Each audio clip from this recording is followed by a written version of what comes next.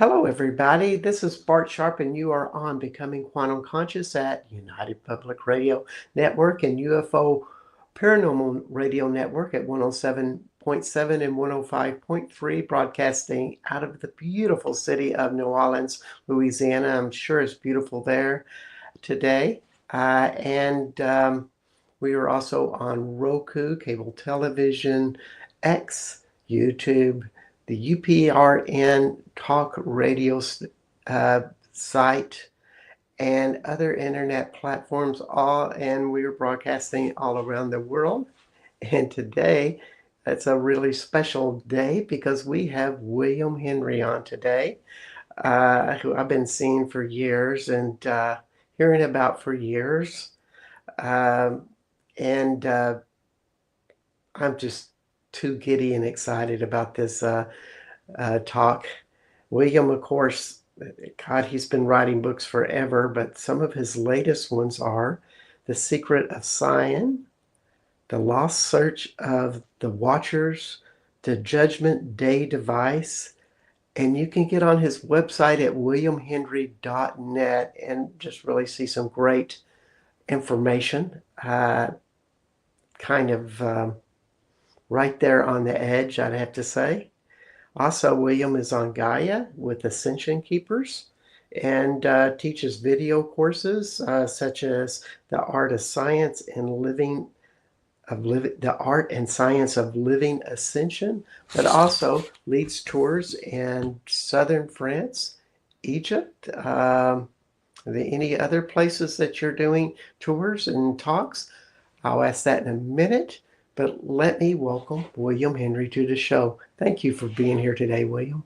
Oh, it's my absolute pleasure, Bart. Thank you so much. I've been so excited about what you're doing with your Sacred Sites of Mary Magdalene and your show here. So I'm just grateful to be with you today. Thank you. Well, thank you. William is also a member of my Facebook group, Sacred Sites of Mary Magdalene and France Tours. Really just a tour site Facebook group as it started 10 years ago. But in the Magdalene spirit, when you start just opening up for everybody to share and teach and educate, inspire with what they know of history, of what they've learned from being in this attitude, and you bring in all of these people, then the group really starts to happen because Magdalene consciousness, and that's, I guess, my little term about it, works better when everybody shares. And so it'd be just so exciting to have a researcher. And may I also say that you're probably dancing more, well, on the intuitive side with your work, and that you seem to, boy, go to places that I think that you'd have to have a balance of both fields, though your research is amazing of all the places that you come up with. I know I'm talking a lot and not asking any questions. But I appreciate that observation, Bart, because yeah, it is. I am fairly intuitive, I would say, as a researcher. Many people are. You follow a hunch and it leads you someplace really kind of unique or different. But something that I always strove to do is to take these figures from the Bible, especially the Jesus revolution, if you will, the Magdalenes, the Marys, Jesus, Yeshua, John the Baptist, all of them, and try to put them in motion as three-dimensional people and actual beings rather than concepts on a page. And that's where somewhat of the intuition comes in, is this effort to follow them, to walk in their footsteps. What were they doing? What were they thinking? Why were they doing the things that they were doing? What was this all about? And so those were a lot of the kind of the questions that motivated me as I started my search. And gosh, I'm so, again, just in awe of what you're doing with your Facebook page and opening up this opportunity for new teachers to come along, because that has been so necessary. And I've been at this line of research since, well, the mid 1990s. Started researching in the early 80s, 1982 to be specific. Started publishing books in 1994. in and around the Gnostic Christian mysteries, these areas, esoteric ancient history, angels, extraterrestrials, that whole line of research, ultimately getting into the ascension field. And so I've had an opportunity to watch several of these really powerful waves of Magdalene consciousness, as you describe it, sort of begin to percolate and emerge. I mean, the late 90s and then the early 2000s and the 2010s. And now here we are on the opening the door to 2025. And I like to describe it as a virtual tsunami of Magdalene consciousness that is now arising. And we're the benefactors of this and be able to ride that wave together. Yes, and that's funny you bring up tsunami. It's like tsunamis in 2025 coming up in the most unusual places. Mm-hmm. And it's, much like, well, another one would be the sunspots and sun flares. Right. But, as you shared with me, this isn't about to be, well, you have to be, you have to deal with this as a natural phenomenon as you do with any type of nature act of God, so to speak. But they symbolize so much more, and they are a message Mm-hmm. and maybe an energetic activation. Yeah, for sure. I mean, I like to think about the fact that we're entering the age of Aquarius. Some feel we're in the age of Aquarius, which is, of course, the age of the water bearer.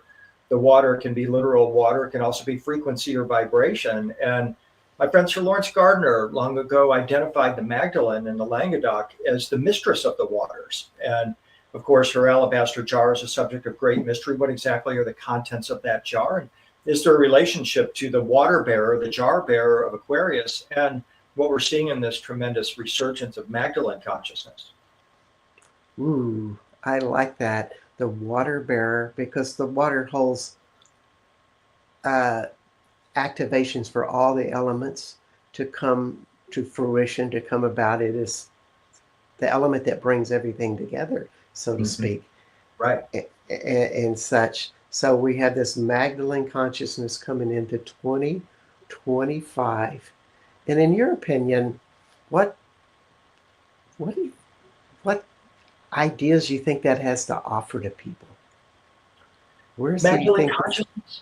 Yeah, in 2025, be a little bit prophetic and say, where do you think this is the possibilities that this could possibly take people? Oh, well, I believe we're in a window of prophecy. I have for years been referencing the Gospel of Matthew, where there was the prophecy that we will be changed in the twinkling of the eye at the Hmm. last trump, and the dead will be raised incorruptible. And I just thought about this going back to 2012, especially when we would be talking about a tone waver reverberation. That's what the word Trump means. And that it would be pouring over the planet. There would be this pervasive vibration, a perpetual light, a frequency that suddenly would come on the planet.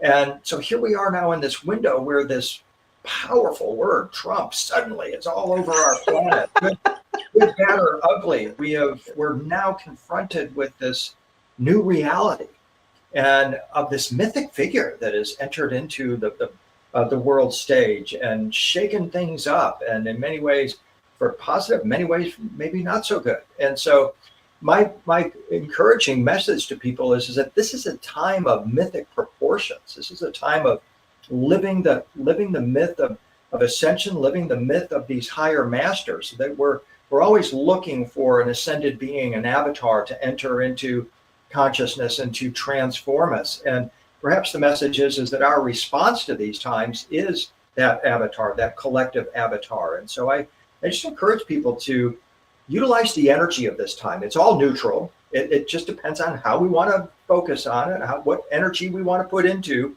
our current affairs is what we're going to get back. So let's Mm. transmute it. Let's turn it into a positive. Let's turn this energy into a higher frequency. That I think is our mission. And one of the things that is so seductive in this time that I think too many people are tied into is polarity, Yeah. and making this situation right or wrong or good or bad, as opposed to what's the lesson for me? Right. and how that can all open up uh, with it.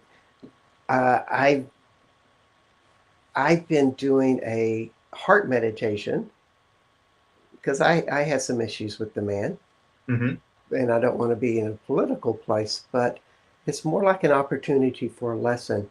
And Yeah. this would be whether it's the best or the worst. This is an exercise for anybody, is to open your heart, let your light out, and shine it onto this person as a 30-day meditation. Mm. And as you shine and get this heart link happening, what happens is your ego gets out of the way and you start to see what the situation offers to you in a non-ego state, Mm. Beautiful. which is the lesson to me. Is like, Hmm. this is the time. It's I'm on day 27.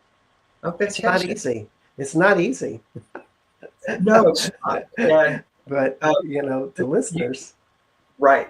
But then you go back to the times of Magdalene and Yeshua. What were they dealing with the Roman Empire and a tremendous force on the planet that wanted to keep humanity from awakening? And so now we're not in identical times, but there are people feeling, well, wait a minute, it feels oppressive to me. This feels like a little bit more than what I'm really comfortable with handling, but that's the challenge. And if Magdalene is at home going, hey, I don't really like that Nero guy. I think we'll just go up to Tiberius, we'll hang out and not do anything.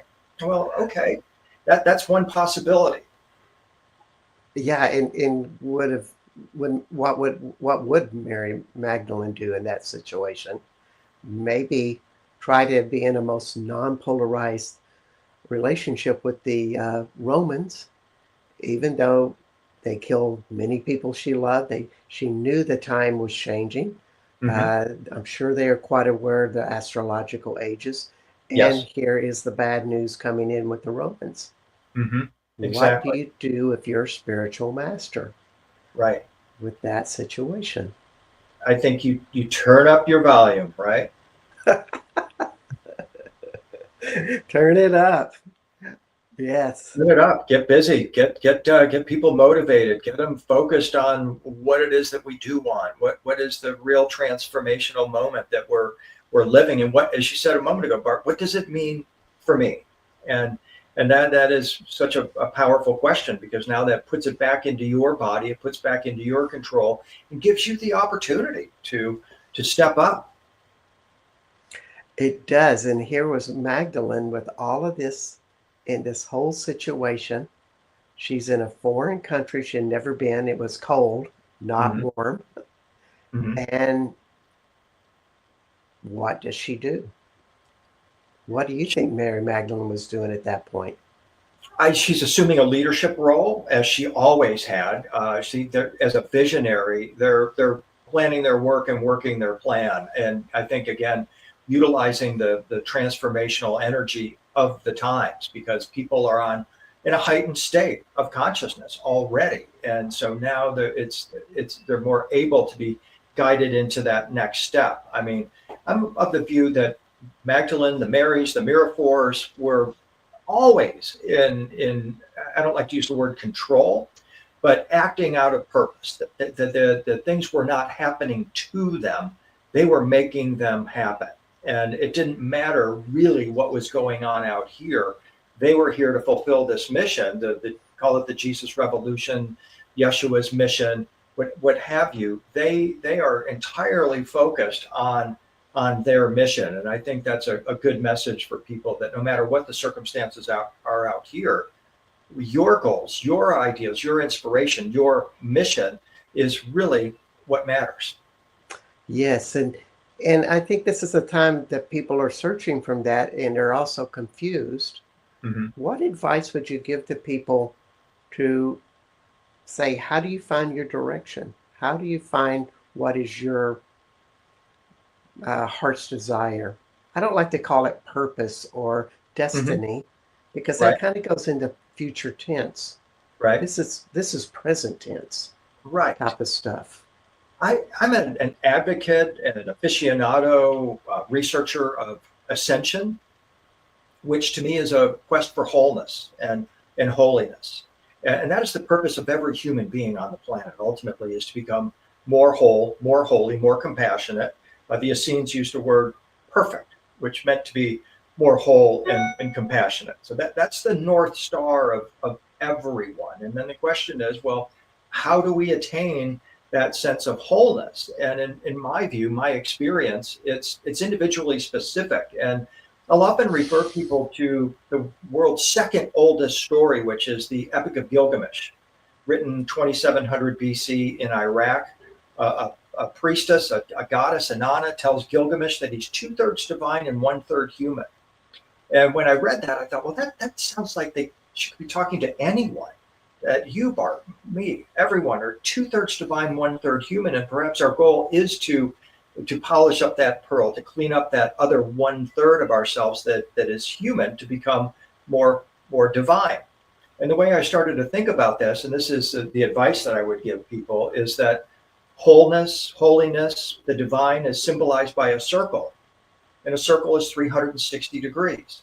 So if Gilgamesh and each of us archetypically are two-thirds out of 360, that means we're living somewhere between 240 on that scale and 360.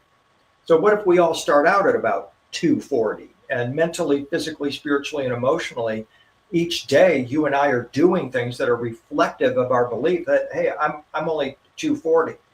But what if we wanted to move up to, say, 270, which is, this goes to the heart of your question. It's like, what is 270 to William? What is 270 to Bart? What is 270 to anybody that's listening? It's going to be different for everyone. But each of us have a vision, or perhaps a sense of the things that we will be doing when we are at that higher frequency, right? So at 240, we're doing things habitually, mentally, physically, spiritually, and emotionally. We'll also be doing things habitually at 270, but they're probably going to be different.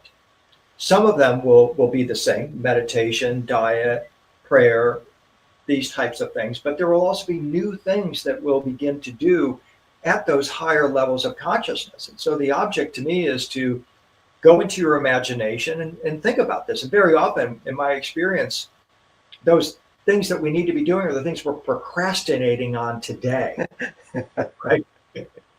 So start with the things you've been putting off for the past year and start doing those. And now you're going to be getting to the heart of your true passion, your heart's desire, and that quote unquote higher frequency self. It sounds like the unconsciousness is prodding you along to say, this is it. This is it. This is the best way I can make you pay attention, by making your procrastinations almost painful that you're not addressing them. Oh, yeah, absolutely. Absolutely. And we all know exactly what you're talking about, right? Yes. And so your body's always messaging you to come along. I think that's what the ego is a lot about. It's that shadow side that wants to get resolved, to where the ego is in a very light place. Mm-hmm. And as we go up that scale to getting to 270, 280, whatever that is. Yeah.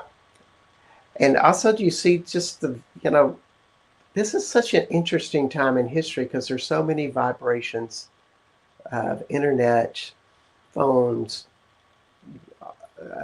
pollution, et cetera, and yet we are vibrating at a higher frequency thanks to a lot of things such as astrological alignments in the times and people awakening.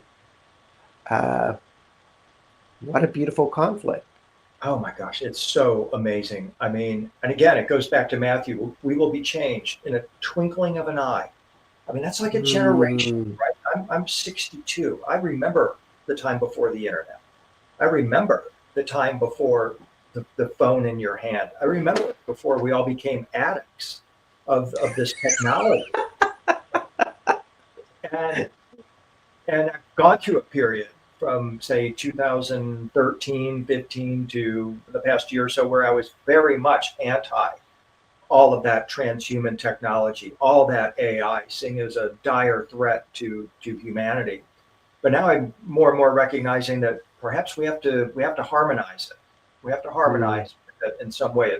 It's forcing us, it's prompting us, like an adversary, to rise. And part of the benefit of it, of course, is that we are recognizing our humanity. We're identifying, I don't want to be that machine-like person. And that means then we're gonna start to develop our organic selves. And long ago, I mean, I wrote a book in 2015 called "The Skingularity is Near," which was a primer for people to understand this bifurcation that's happening. Part of us merging with technology, other part of us remaining organic, and and seeing this playing out right before our very eyes again within just one generation. And so, if this is what's happened, just that transpired in the last 10 years, where are we going to be 10 years from now? I Yeah, mean, this, it's baffling how the genome is going to catch up and with this stuff, and at the same time, in a lot of ways, we're doing that. I mean, there are people that are on this edge with this. A lot of people are lost and are almost married to their technology. It becomes a mhm, part of their identity. mhm. Um, and I don't know, but at least for part of my mission is creating the consciousness that it's easy for these people to catch up. And maybe going back to something as easy as, well, how did Jesus and Mary Magdalene ground? How did, since, both of us are Americans and we're broadcasting out of America, maybe our archetypes are great buffalo calf woman, Mm. goddess, American Indian culture, in case some of you not heard. But, how do we get to those great archetypes that help ground us into something maybe of the past, but also our archetypes are very much of the present at the same time. Yeah, I agree. And this is part of the work I've done in and around the ascension area as a researcher and as a writer about it, is to help people to identify these various figures throughout history who have completed their ascension, and to note their process. What were they doing? What were their inspirations? And to then try to plug into that same consciousness. Because to me, I mean, we are in an age where we're being offered an opportunity unlike any time since, well, the time of the Cathars for sure. Before that, the time of the Essenes, where we have such a focus on ascension and transformation. But as we're talking about, then there's this other side that says the way we're going to ascend is not by dissolving our flesh and blood body into celestial flesh, a star body, a light body, like the Essenes did, like the Cathars said they were doing, creating their perfect light body. But the way we're going to do it is by utilizing a technological means. And Mm. again, this points back to the bifurcation. And in my view, I think the main thing is to identify and begin to understand this body as a transformational apparatus. That from the soul's perspective, one of the reasons why we are incarnate is to utilize this wondrous machine. We can think of our body as a machine, this wonderful transformational apparatus from the soul's perspective. And what is the body from the soul's perspective but a stairway to heaven? And so I Mm. think that if people start to really lock on to this idea of ascension, that gives them a North Star that will help them to navigate whatever choppy seas may be awaiting us, assuming there could be choppy seas. We might just be in, an ocean smooth as glass in the next few years. And that would be wonderful too. Yeah, that would be fun. And I say that because I think fun is one of the highest forms of consciousness, that we have to be in this light and really enjoy what that is. Mm-hmm. Yeah, we're quite serious people, particularly you and I, because we study a lot and we're always have that intention to growing. However, it's darn fun to do that with that. Which brings me up. I know the title of this show, everybody, is From Magdalene to Egypt, and we're going to get to that topic, but we're going to some great topics right now. and it's too juicy to quit. So I have one more question for you. Would part of our role models would be those who have mastered technology and maybe spirituality? I don't think we know enough, which we would be referring to extraterrestrials. Would that be one of our role models to move into this wonderful marriage of technology and embodiment? Yeah, I think that in part is why series like the Avengers and the Marvel movies are so popular, because they are uh, a modern retelling of the Nordic myths. Hmm. The Nordic gods were Thor and Odin and Freya and others who had these wondrous technologies. They had hammers that they could throw that would always hit their target and instantly return. That sounds like a GPS system or some kind of a missile guidance system.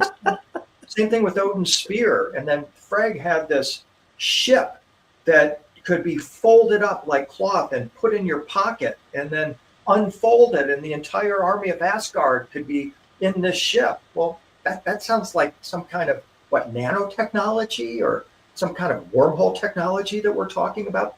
The Bifrost Bridge that enabled the Nordic gods to instantaneously travel to other dimensions or other worlds. That's a wormhole. And so Hmm. they're a beautiful example of a mythos that blends this beautifully, because their message for humanity was always, we're trying to forestall Ragnarok. We're trying to delay the end of the world, the great fiery purification and the prolonged winter. And then what happens in the 1950s is the first contactees, George Adamski and others, say, yeah, I talked with this beautiful or handsome Nordic looking god from Venus. And people are like, well, wait a minute, that's those are the Norse gods, and they've returned, and their message is the same. They're like, humans, we really want you to take care of your planet. We want you to avoid nuclear conflict, because that's going to bring a prolonged winter, a nuclear winter. And that is exactly the same message they were giving in the 13th century to the Nordic people. So I think I can point to that tradition and that culture as a possibility of perhaps a blending of this advanced technology with a spiritual consciousness. Wow. It's so that's so spot on. Uh, the messages and the stories have been recycling through the ages, Yep, giving us all of this information if we know how to look for it. exactly. And it gives me great comfort that there are these beings that continue to insert themselves in human consciousness with this message. And as we begin to put it together, we realize, hey, we have always been part of a wondrous universe out there. And each of us now can wake up individually and participate if we choose to. Wow. That's great information for us, because I think everybody's kind of looking for answers and guidance right now.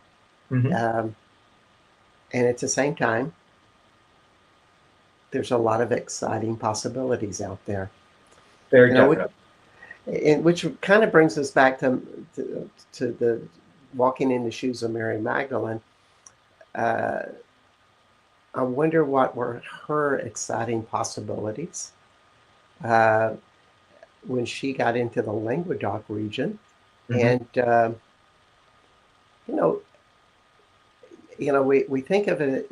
I think so many people think of it in the church's terms, like, oh, she was, telling the message of Jesus, and maybe that wasn't what she was really doing. Uh, Maybe it was something else. Any thoughts about what do you think she was saying to people when she was out there teaching?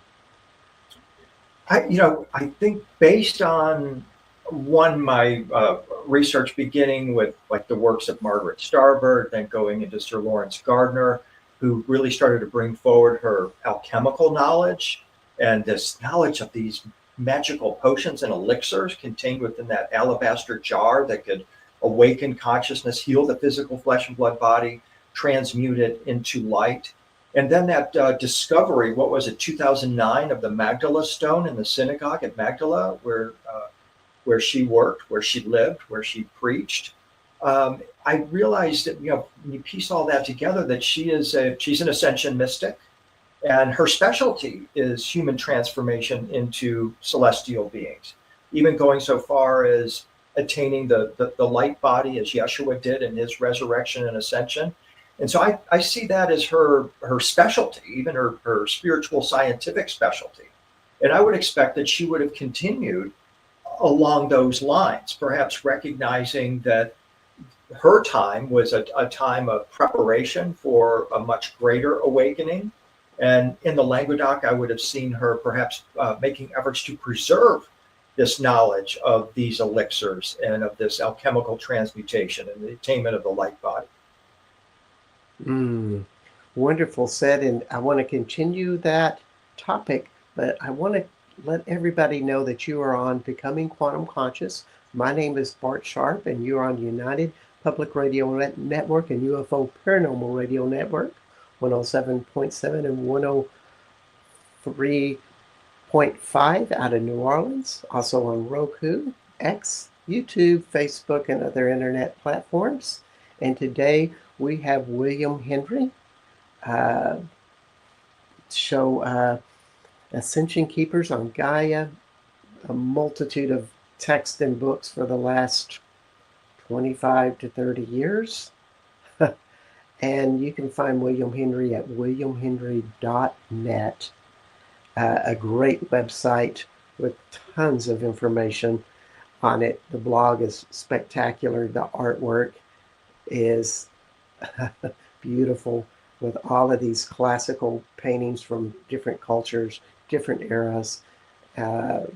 So that was one of my favorite things about your website, is just the beauty of it and your artistic appreciation and vast knowledge of how art was an expression of all of these ancient stories.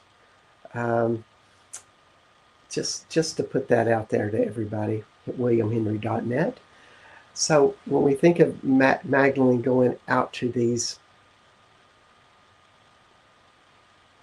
work, it really gives you that story that it's not following the footsteps of Jesus, but is in the actualization of her own self. And that's such a, I think for women, but also for men, because when you really start to go into ascension, you are in a very intimate relationship with divine feminine, or the feminine side of yourself that explores into the deeper, softer places, almost like rediscovering your inner child in some ways. With that discovery. And I was recently at the Caves of Mary Magdalene in Provence, Grotte Sabon, and then Maximilian St. Baume, where they have the skull. Now, I'm not for sure that was Mary Magdalene. I don't step on the bandwagon of yes, that was her, or no, it wasn't. Yeah. It doesn't matter, because what I do know is that someone ascended or someone really did a great job getting highly evolved in those states. Yeah, for sure.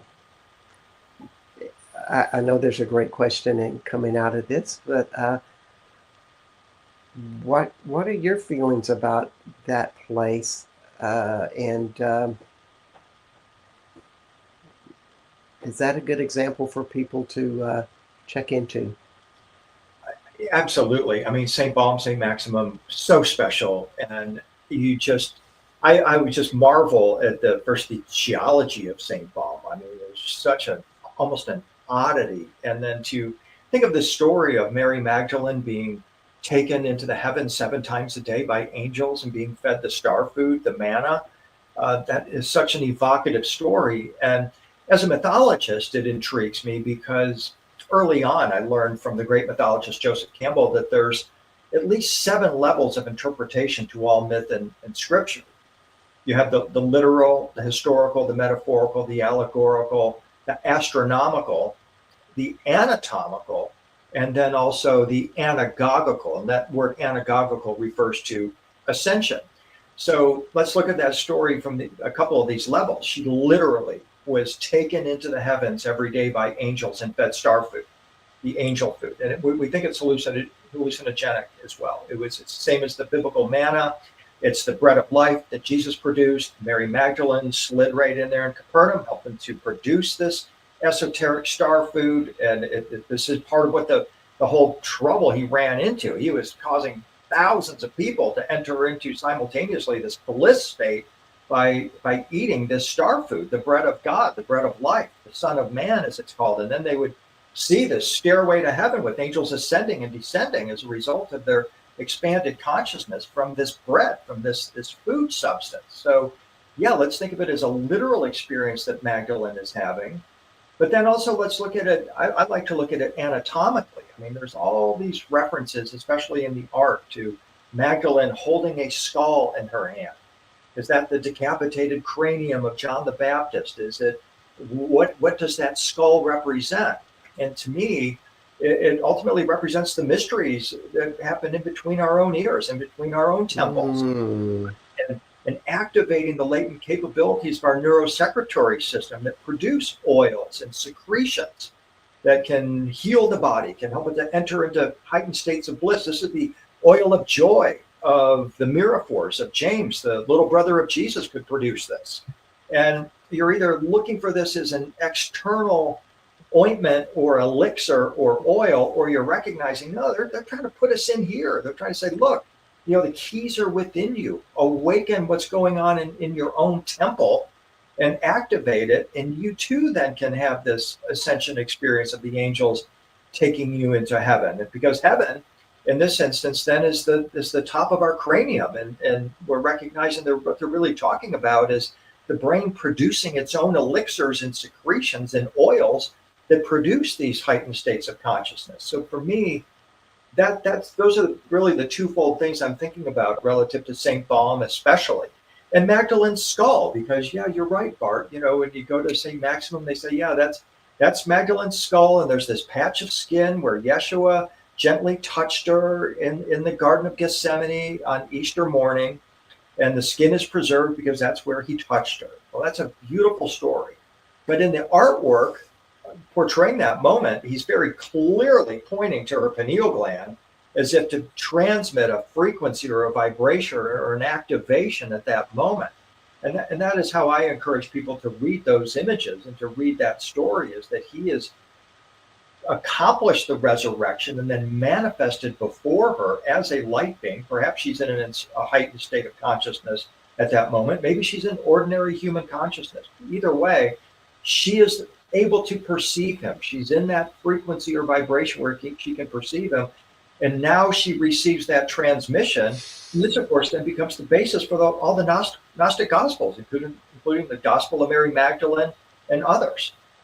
Yeah, it's such an amazing place, and it really tells us how much the brain is a holographic organism.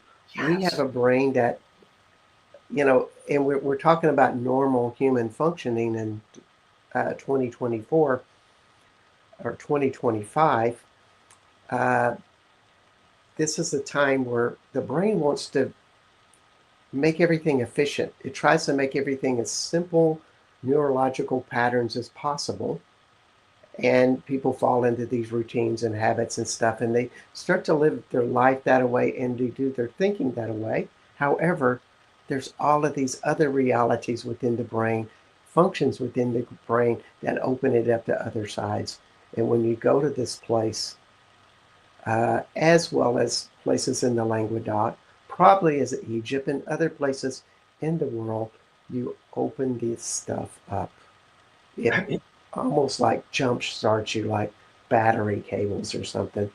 If you're willing to have it and you do some work at home, like meditations, work on your anger, other things, you open that door up. Uh, that was my experience there.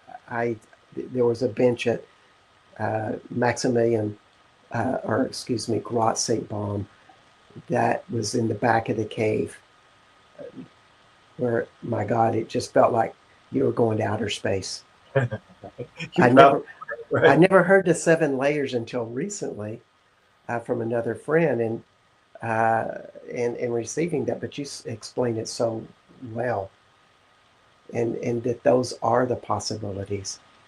And folks, you can do it too. Yeah, there's no question. I mean, and that's what makes this so exciting. And once again, trying to put this in our body and recognizing, well, for example, the stairway to heaven is just our spinal cord, right? And Hmm. we have all of these wonderful stories that describe the mystical functioning of the body, and recognizing that is a beautiful place to start, because if you can't, for example, travel to St. Paul, you can still activate your inner temple, and hopefully that then might even open up a possibility to visiting one of these sacred places, which, as you say, is such a wondrous experience, because just being there in that energy, in that vibration, and walking in the footsteps of the thousands, if not millions, of people that have come before you, places you in just such a beautiful place and an amazing vibration.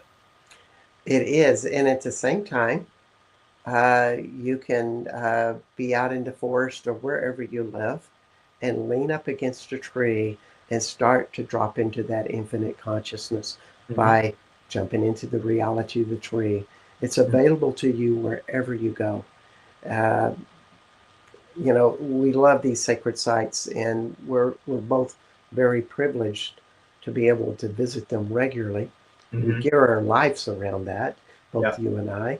yeah. Uh, However, it's available wherever you go, and that's really what everybody has to remember. And you know, as my mother used to say, get to work. See infinity in a grain of sand, right? Yes, yes, it's all available out there. And so this Magdalene woman, I just love the way you talk about her as a water bearer, because Mm. water holds so much vibration and energy. Any thoughts about that you would like to share in a deeper way about what was that particularly special as a Magdalene, or as for Mary Magdalene? Any thoughts? Yeah, there's so many interesting references to the living waters in the New Testament. Jesus identifies himself as the living waters. You have various meetings and healings taking place at mysterious wells that produce these living waters. I'm highly intrigued by this. Are these cosmic waters? That's kind of what I'm thinking, is that they were adept at perceiving and bringing in a higher frequency water that is infused with a heightened state of love, a heightened state of energy, that when it interacts with the body can produce miracles. I mean, of course, it's John the Baptist that was the water baptizer at the time of Jesus and Mary Magdalene. Jesus baptized in fire and frequency, vibration.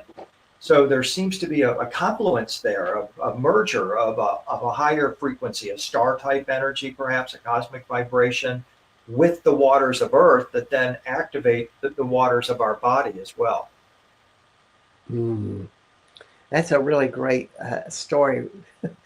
Jesus penetrating, and then Mary Magdalene and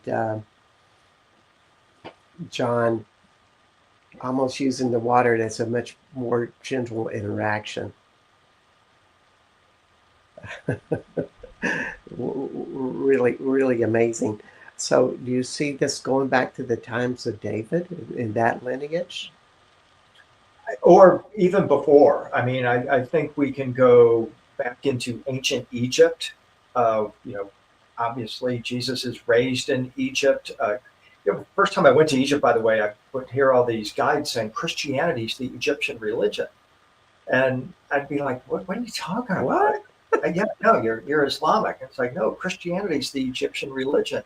And then I realized later that, yeah, Christianity really did emerge from Egypt. It is a retooling of the Egyptian resurrection mysteries. Magdalene is definitely connected with the lineage of Isis and Hathor and all these the resurrection priestesses of, and the Miraphors, the oil experts of ancient Egypt, and Jesus most definitely embodies those teachings and demonstrates those teachings. And so I think, yeah, the lineage of David is important. So equally important, of course, is the lineage of Mary, the mother, and Anne, stretching back into the ancient Hebrew tradition of these parthenogenic priestesses that knew how to conceive without male sperm, bringing in a series of avatars for many thousands of years before the time of Jesus. So um, the lineage is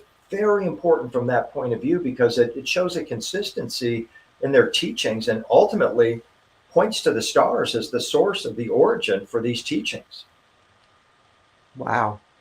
Much like you're probably saying beyond Sirius A and Sirius B, then, like a lot of stars, or maybe, as I call them, the 12 sacred stars, places like Pleiades, Arcturus, et cetera, et cetera. Absolutely. I mean, we can speak of Jesus and Mary Magdalene most certainly as emissaries of what we today would think of as a federation of these star systems, 12 or 13 star systems, as you mentioned, including Sirius, Orion, Pleiades, Arcturus, Lyra, Cassiopeia. These are the ones that are constantly mentioned in sacred myth and tradition with beings coming and going from these stars and star systems. Sirius, we haven't mentioned that, as you already did. Yeah. And the mission seems to always be the same. When you follow those star legends and star lore, it's these beings are coming here to, one, teach humans how to attain their own divinity or to remember their divinity, and to teach them to travel into the stars and to link up with these other star systems. So you're talking about the 240 of 360 frequencies when we're talking about star being people. Yeah. Kind of with that, and that we have all of this potential that starts from our. I guess it'd be even beyond. It'd be kind of beyond genetic origins. Oh yeah. It'd be a frequency origin. Yeah, for sure. And I mean, as you're speaking, I'm just so grateful we keep referencing the importance of the times that we live in. I mean, it was only 1947 when the Dead Sea Scrolls came out of the ground in Qumran, out of the caves, and now we know that Magdalene, John the Baptist, definitely Yeshua, most likely Mother Mary, likely, we're not certain, were Essenes, coming out of this Jewish mystical tribe that were part Jewish, part Buddhist, that were focused on this ascension. And the Dead Sea Scrolls, they state directly that they were calling in this high celestial being, this avatar, Yeshua, who would help us to put on our crown of glory and our robe of unending light and to ascend into a celestial city. They're the ones who introduced this concept. And along the way, they're making explicitly known that they were living with these avatars, living with angels in Qumran who were teaching them how to affect this transformation. Academics call it angelification, human transformation into angels. And for what purpose? Well, so that we can rejoin the star beings. That's the heart of what we're talking about with Jesus and Magdalene. Yes, and we're we really don't know what percentage that is of who's a star being or who's not, or is everybody on the planet capable of being a star being or having a, a star seed within you? Mm-hmm. What's your reflection on that? Does everybody have that potential, or a few, or Yeah, larger percentage? I'm of the view, yeah, if you have a soul, you are a star seed, and the object is to transform into a star walker, is the Mm, terminology that I use. I love the star seed metaphor. Jesus referenced it with the faith of a mustard seed, and the Gnostics continuously talked about the seed metaphor and becoming the tree of life, and this kind of thing. But to me, it's the star seed is kind of an inert idea. It needs to be nurtured, developed, and once we do that, we become the star walker. To use a term that I derived from the ancient Egyptians. I love that term. I guess George Lucas was kind of privy to it too. Yeah, Skywalker, right? Yeah, Yes, Luke yes. Skywalker, right? Star Walker is a little bit more expansive, but it comes from my study of the ancient Egyptians and their transfiguration and resurrection technology. They seem to have had a means using tones, lights, plants, where they could dissolve the body into light, create a body double, copy and paste their consciousness into it, and then star walk into other realms and then face back into physicality if that's what we choose. It's exactly what Jesus did. That's the whole model of the resurrection. And the message from the ancient Egyptians through to the Gnostics and earliest first Christians was, we can all do this. This is Mm. what this body is designed to do. And if we begin to apprehend that, we can start to utilize it for its intended purpose. Yeah, that's beautiful. I've been inspired by Claire Hartsong's Anagram of Their Jesus. As so many people that go to France and go to these places have read that book.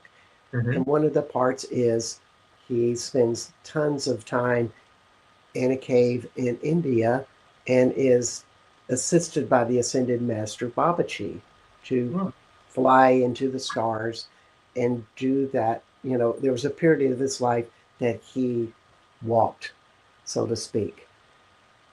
Maybe that was also part of Mary's, Magdalene's work to walk when she was at Grat Sebam is one of my interesting points of view with that. But, you know, in today's world, maybe that's something we should invite people. And I think people are hungry for that.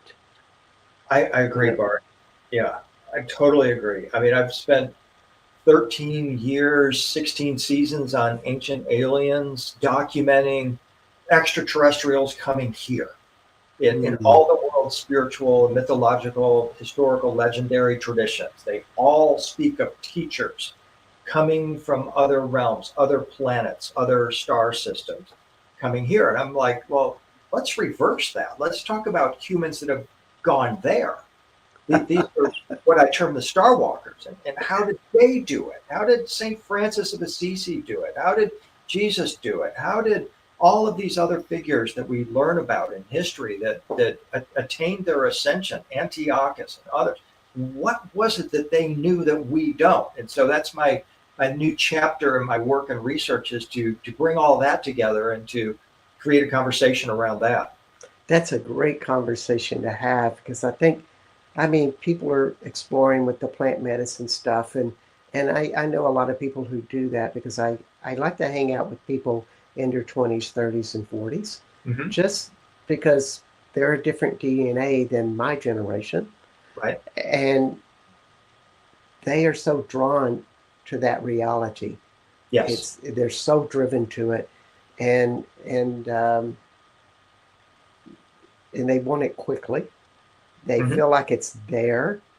Yep. Um, so for me, I mean, I keep meditating with crystals. I get rocks from France that are from these sacred sites. Uh, yes, I did take a rock from Grat St. Balm and I meditate with it, as well as some of the others, because they teach me what the vibration is, Hmm.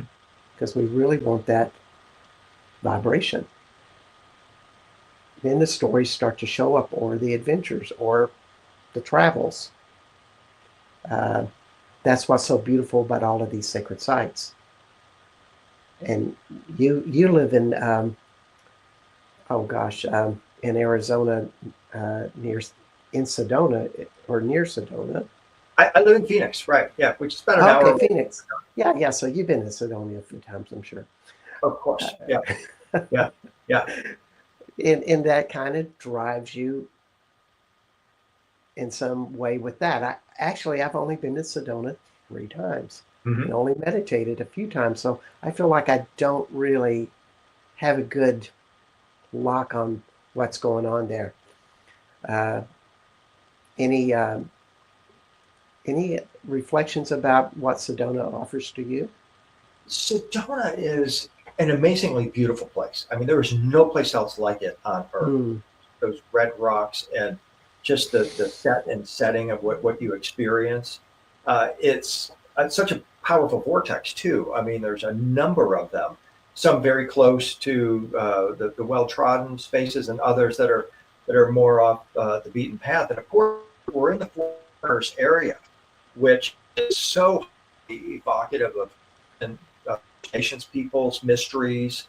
And I often refer people to the work of Dr. J.J. Hertog in his book, The Keys of Enoch. He had an experience where he was taken into the stars by the pre-flood figure Enoch and downloaded some really powerful scientific information, including a map where he showed that Sedona would be one of 12 vortexes spread around the planet that would be these repositories for sacred knowledge. And so wow. Sedona is one of those. And it so happens, which is intriguing to me, that I lived for 40 years in Nashville, Tennessee. And Nashville is another of those locations. And Wow. I mean, it was so powerful to get on this path of ascension in Nashville, and then to start going around my backyard. I lived next door to a scale replica of Athena's Parthenon when I lived in Nashville, and then there was another site at the base of the Tennessee State Capitol. It's called Tennessee State Bicentennial Mall. Excuse me, Bicentennial Mall State Capitol Park. It's a 2,200-foot long magician's rod, with each of the seven chakras perfectly marked with appropriate symbolism. And what I discovered there in my research into ancient Nashville was that 1,000 years ago, actually right about the time of the Cathars, from 1000 AD to about 1250, the Woodlands people lived in Nashville, and they practiced something they called the Path of Souls. Nashville, ancient Nashville, was an ascension center, and this Wow. Souls teaching was an ascension kind of simulation text where they would rehearse their afterlife journey, heading for the three belt stars of Orion, crossing a bridge, watching out for the wolf, and getting it over, and then taking a left and heading for the center of the Milky Way galaxy. This is what's on their pottery, okay? This whole story of this afterlife journey. But this is what was happening in Nashville from 1000 to 1250 AD. That's exactly the same time the Cathars are in southern France practicing their own form of ascension and, and working on this identical transformation. Wow. What do you think connected them to be so motivated at that time in history to do so? Any ideas? Yeah, that's a really good question. Why did they spontaneously arise at the same time in two different parts of the planet? And by Yeah. the way, the Woodlands people mysteriously vanish after this. There's no signs of where they went. There's no signs of warfare, plague, all of the typical things that would wipe out a population. They just vanished. I mean, we know what happened to the Cathars. They met the Catholic Church, but it just seems as this there's almost this cyclical awakening. I mean, you go back 1,000, 1,200 years before the time of Jesus, you've got Akhenaten and Nefertiti introducing the first monotheistic religion and this quantum concept of the Atan and the light that illuminates the sun. They're met by fierce resistance by the ancient Egyptian military. 1,000 years later, 1,200 years later, here comes Jesus talking similar types of ideas, meets tremendous resistance. Cathars, 1,200 years later, meet the same resistance. And so now here we are, Mm, almost 1,200 years later, on carrying on from the Cathars, and we're experiencing another renaissance or awakening. mm. I wonder what we could learn if they made any mistakes in that process so that we do it right. That's a good question to contemplate. Because I think, anytime you come up to conflict, and most of the time when people come up with conflict, they go, well, we have to defeat the other side, obviously, to make us feel safe. Mhm. And I don't think that works. No, no. But I think what's different from any other time in history that I've studied in and around the ascension question is the sheer numbers involved today. Hmm. This is something that is gaining resonance all around the world. I mean, you mentioned that the plant medicines that are used by many people. This is a global phenomenon. There seems to be. It's like the lotus is opening right now, Bart, and it's Yes. just beginning to spread out. And that's the beauty of the time that we're living in right now. It is, and it's a great time to capitalize on it. And what a choice people have. I mean, I don't think this is trying to attract people to the ranks. However, you make what this consciousness is as so attractive to what this reality is offering on the in other places. This is a lot more fun than spending all day on a cell phone playing video games. Um, because it is. I mean, as I had this young couple on a few weeks ago that are they do vagal triple vagal method and massage people and do that type of work, and I'm saying, well, what does it feel like when you're doing this work? And they go, it feels ecstatic. It Mm, feels like we're under some sort of wonderful drug, but it's not a drug. We just feel great. And that's so much about this path that almost like your body feels really kind of stoned, but you're mm, just breaking in, you're acclimating to a higher vibrational reality, and higher vibrational realities are of love. They mhm. always take you to love, and it feels wonderful. Uh, Yeah, that's something that I'm so inspired by. I mentioned it earlier. Jesus' little brother James and Magdalene producing the oil of joy, not a joy in terms of earthly happiness, but a bliss beyond bliss, a cosmic sort of bliss. And it inspires me to think that, we can actually embody that. We can feel that. Indeed, and if you're around somebody like Amachi or Ama, the hugging saint of India, Hmm. she vibrates that out, and everybody is they feel blissful when they're in her presence. But we all can do that. We're all capable of that. That's my interesting point of view with that. For sure. Uh, yeah, yeah, it's a wonderful state to be in, and of course, our greatest teachers are probably the Egyptians and what they know.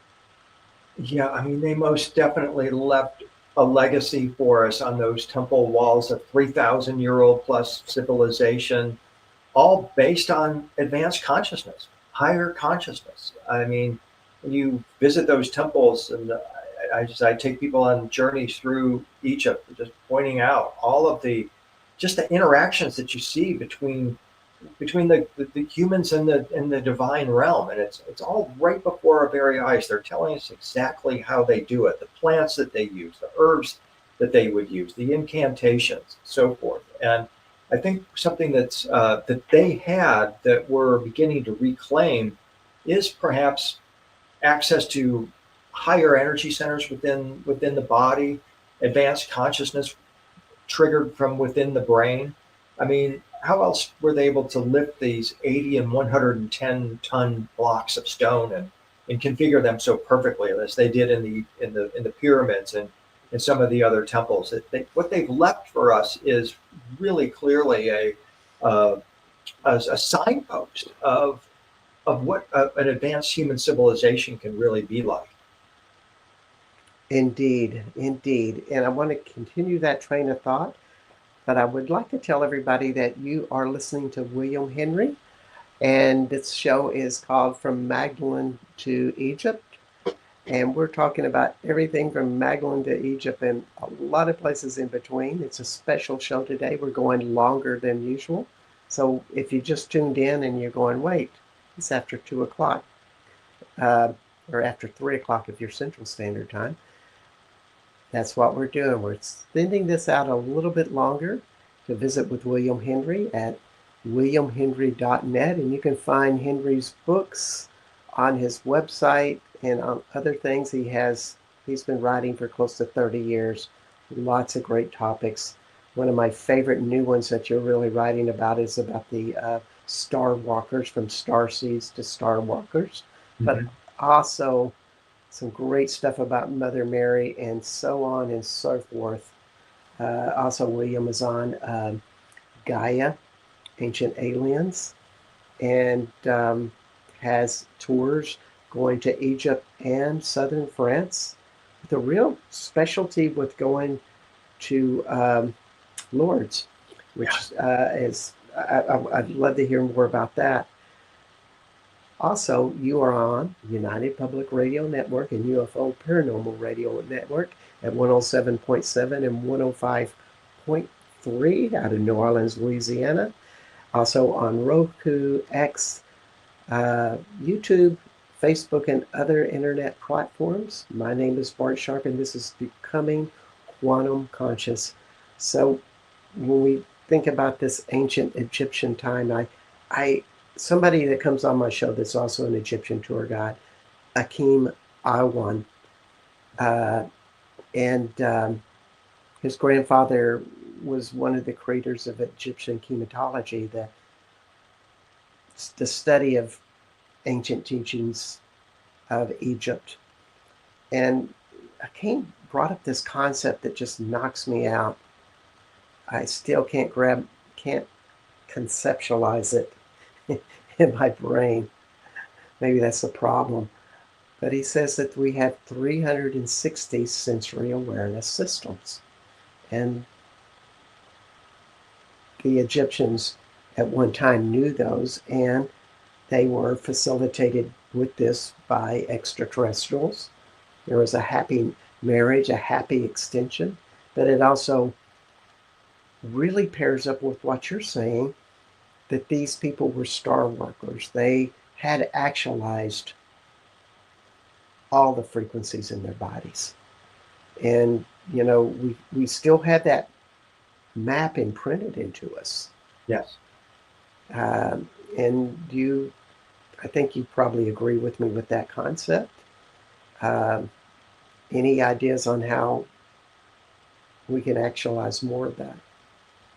Yeah, I mean, that's such a great question, a beautifully put observation. And I remember, I never met Hakeem, but I remember when, for example, Stephen Mailer started to bring his teachings out back in the mid '90s. It was so exciting because it was such a beautiful parallel to what the archaeologists were then discovering in Egypt, and Egypt was now suddenly enjoying this renaissance as well.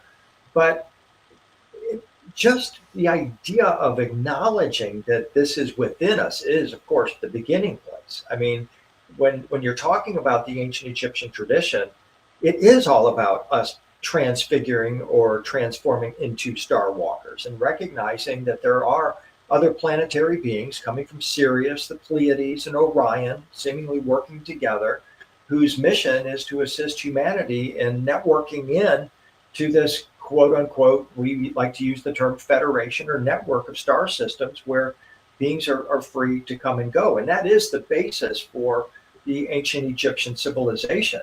And all of their teachings are relative to this idea of us becoming star walkers. I mean, from the very beginning, the oldest religious texts in the world are the pyramid texts. And those are found at Saqqara in Egypt, which is part of the Great Pyramid Complex, actually. And it very clearly describes our transformation into celestial beings and scaling the stairway to heaven, opening portals.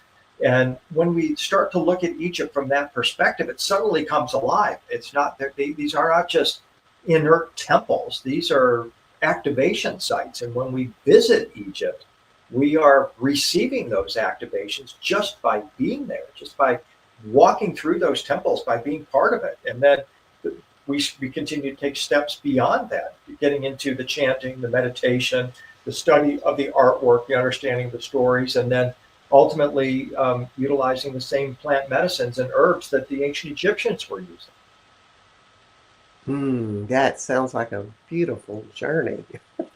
It's amazing, Bart. I mean, it's just truly, truly special and an honor for me to be able to guide people through these temples and to talk about the meaning of what we're seeing in these places. I mean, beyond the traditional Egyptological view of it, which is so focused on uh, dating it a particular way and assigning authorship or ownership of the temples to particular peoples. It's a truly cosmic place, and I used to call my tour Stargate Egypt. Now they're Star Walker Egypt, and have been for a while now, and it's all focused on uh, remembering these original ancient Egyptian star walking teachings. And this, as we said earlier, is what becomes the basis for the teachings of Magdalene, Jesus, and other traditions. Hmm. Yeah, I really appreciate you saying that. And as one of probably one of both of our favorite churches, uh, in in France at least, is Rennes Chateau, Yeah. uh, uh, which is in a high mystical place. If you've not heard of this church, it was remodeled in the 1880s by Berenger Saunier, other priests, and most likely Masons. And they put all of this great symbology into the church and all of these hidden messages.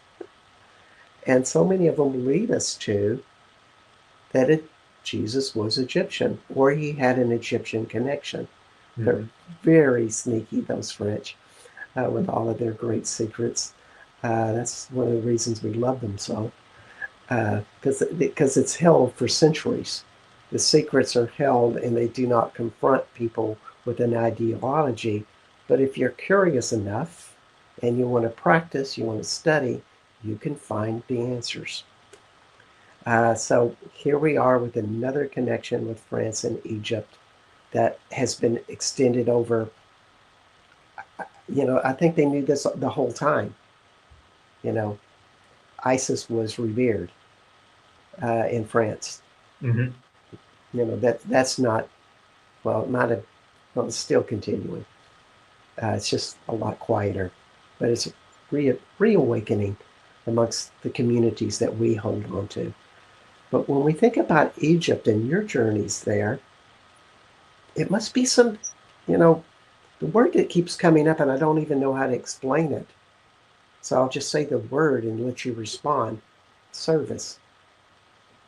Yeah, yeah, I love that. Yeah, I mean that is exactly how I view myself as a person who escorts, if you will, people to Egypt. Just its way of being of service to the individuals going on the journey, but also to ancient Egypt itself. This process of remembering and acknowledging the innermost esoteric aspect of it, the beauty of it, and allowing that to breathe. Because so much of what we see and talk about, and especially mainstream Egyptology, as I said a moment ago, is anything but that. It's not allowing it to breathe. It's not acknowledging that the ancient Egyptians were viewed themselves as cosmic beings and were leaving for us a legacy so that we could follow their trail. Yeah, and we need guides. We need guides to understand that trail, to put it into words, put it into explanations, so we can then stimulate our own imagination Right. and find our own interpretation. Because it's not that we follow William Henry's method or Jesus's method. We Mm-mm. just want to get into their footprints a bit and then start understanding what this is for us. Uh, every individual finds their own light, so to speak. Exactly. Yeah, I totally agree with that, Barton. I mean, I've only been to Egypt 28 times now. I hope to go Oh another my 50 God. times in my lifetime because Mm. there's just, it's so overwhelming what is there. It, when you first go, you're just you can't even believe what you're seeing. The immensity, the beauty, the just the power that is just emanating from all of these sites. It's so beautiful, and I especially love taking those that tune into the Magdalene frequency and the Jesus frequency while we're there as well.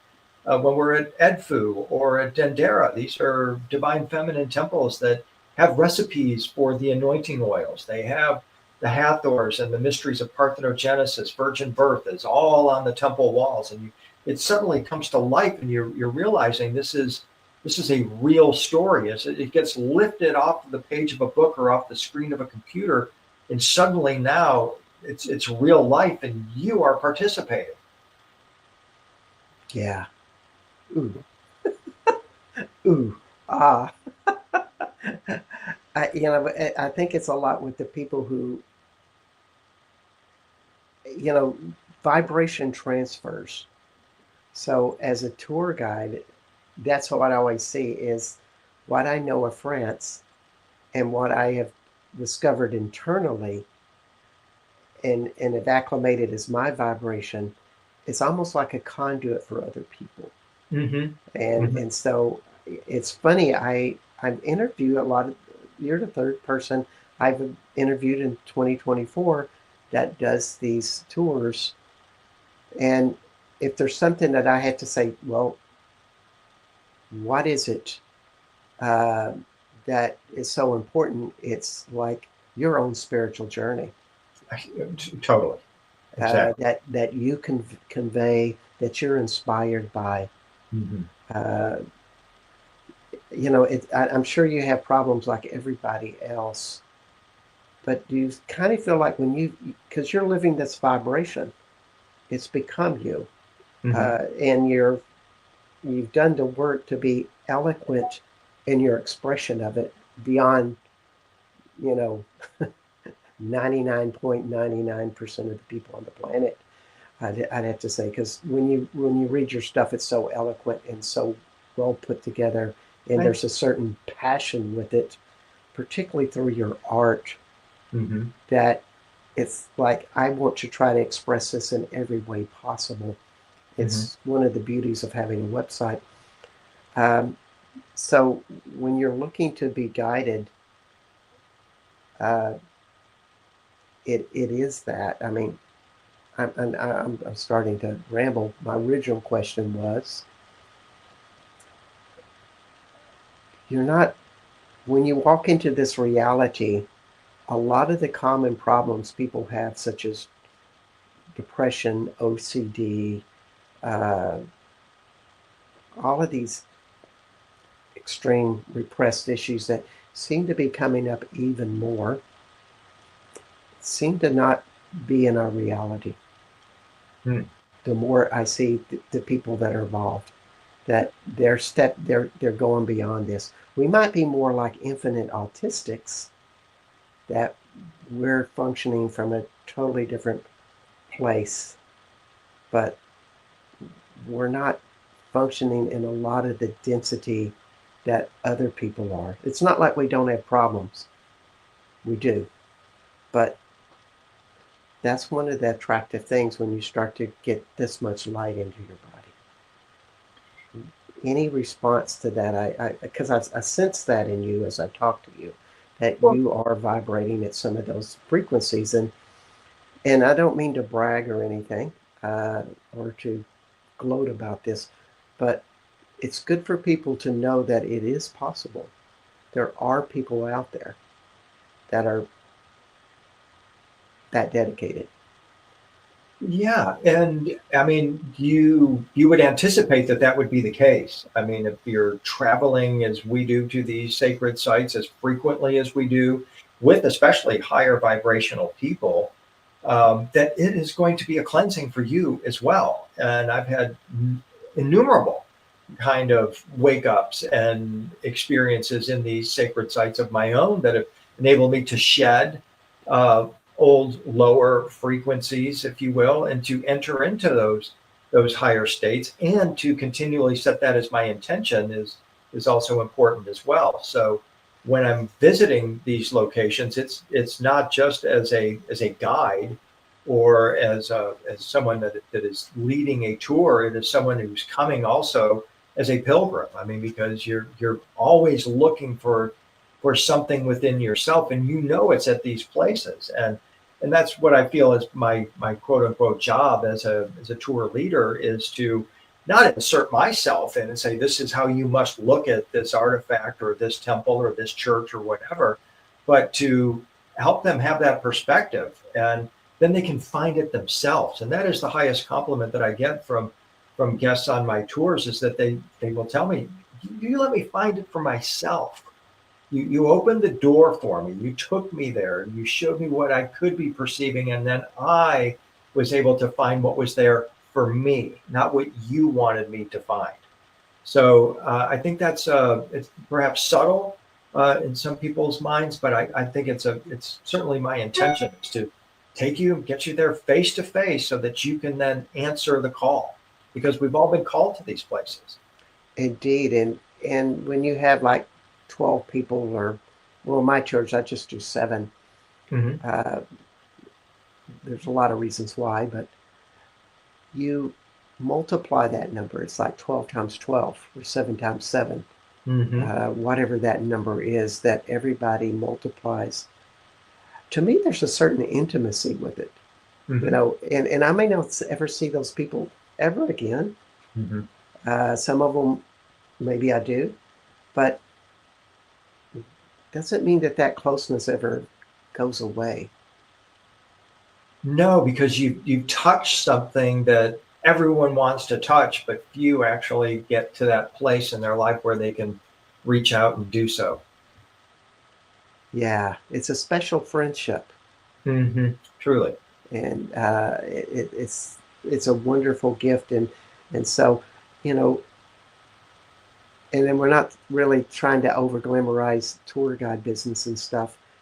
Just think about this in your own context about how you can share something highly meaningful of what you're passionate about with other people, and through that sharing that goes beyond normal but dwells into your passion, you're doing this type of stuff. Hmm.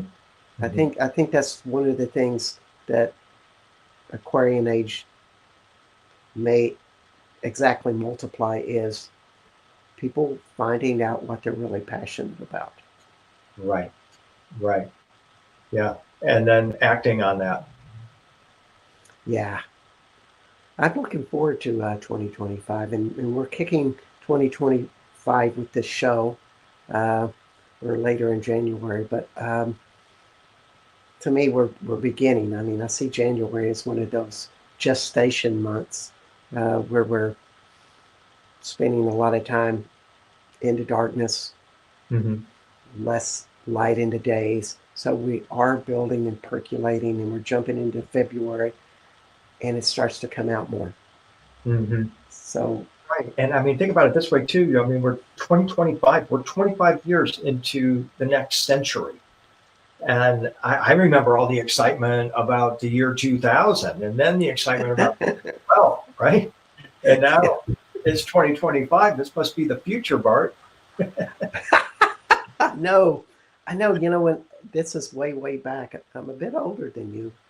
Uh, but when I first heard about 2012 and all the big awakenings that's going to happen, I go, I got to get my shit together. I got to resolve all of this stuff so Uh-huh. I am ready for that time. Hmm. You know, then 2012 shows up and they go, well, we're not there yet. There's still more work to do. It's like, Yeah. okay, I'm still on board. Uh, and you are too. And I really appreciate your leadership for the world. All of this drive. I mean, to write a book takes a lot of drive, and I think for you, I thank you for getting all your thoughts so clear that Thank you. you can express something like that. I've written a few books, and it's hard, and you've written oodles of books, so hats off to you. Thank you. And we're coming to the end of this wonderful show, and just wondered if you could think of a parting gift you'd like to give people, And as you think about that, I'm going to tell everybody that you have been listening to Becoming Quantum Conscious on United Public Radio and UFO Paranormal Radio at 107.7 and 103.5 out of New Orleans on Roku, X, YouTube, Facebook, and other internet platforms. I am Bart Sharp, and this is Becoming Quantum Conscious. And this is William Henry as our guest at williamhenry.net, offering tours to Egypt, France, tons of books on ancient aliens, Gaia, and you can find him at williamhenry.net if I haven't mentioned that. Mhm. What wisdom would you impart on anybody as a final message, William? I as you mentioned that, Bart, this meme I really enjoy came to mind, and what the meme says is, "You don't matter, give up." And you look at that and you think that's a terrible message, but then you read it again and it says, "You matter, don't give up." Right? And so it's a matter of perspective. Where are we going to put the emphasis? You don't matter, give up, or you matter, don't give up, because every thought, every action, everything that we do on a daily basis matters. It matters to you, and it sends out ripples to everyone and everything you come into contact with. So that would be my gift, to say, just remember, you matter, and stay on that path and join us on that path in southern France or Egypt or in your own backyard. Just acknowledge the sacred and the divine all around us. Mm, that's beautiful. Thank you so much for being on the show, William. And Thank you, Bart. I very much look forward to this, and just so glad to make your acquaintance. And I look forward to meeting you on down the road. indeed, we'll hope to see everybody next week. Until then, bye bye.